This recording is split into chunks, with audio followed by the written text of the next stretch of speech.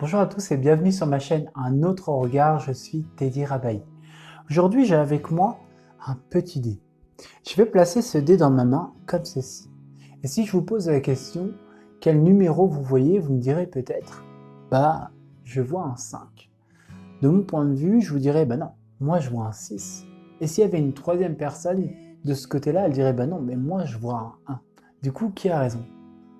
En fait, on a tous les trois raisons, sauf qu'on a accès à des angles différents. Ce dé représente une personne avec qui vous êtes en conflit en ce moment dans votre vie. Ça peut être votre patron, votre conjoint, vos enfants, votre associé. Quand on est en conflit avec une personne, on a tendance à se focaliser que sur un côté de la personne, justement, que sur une face du dé, en oubliant que la personne n'est pas qu'une face, mais elle est un ensemble de facettes. J'en parle d'ailleurs dans l'une de mes vidéos qui s'affiche juste ici, où j'explique justement le fait qu'on est complètement polarisé et que ça fait partie de nous, de notre humanité. Et avant de poser une étiquette sur une personne, en considérant qu'elle est comme ça, avant que ce soit une étiquette, c'est un être humain. Et un être humain, c'est complexe, c'est riche, et en étant focalisé que sur une facette, on n'a qu'une pièce du puzzle. Et ça nous empêche de pouvoir voir l'ensemble de ce qu'est la personne. Et peut-être, je dis bien peut-être, que vous manquez le meilleur de ce qu'elle est. La question que je vous pose, c'est comment vous voyez les gens qui sont autour de vous?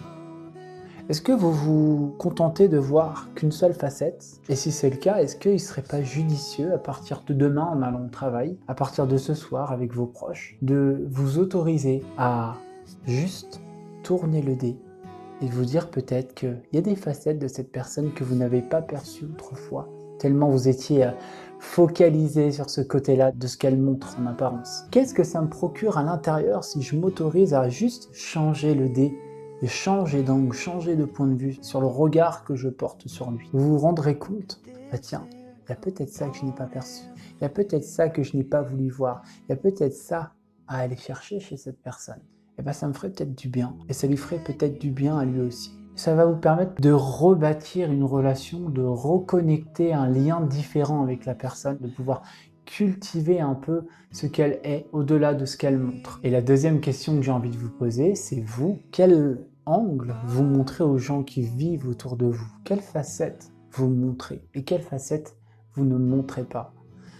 Peut-être que vous avez une facette autour de vous qui est que je suis énormément dans le contrôle.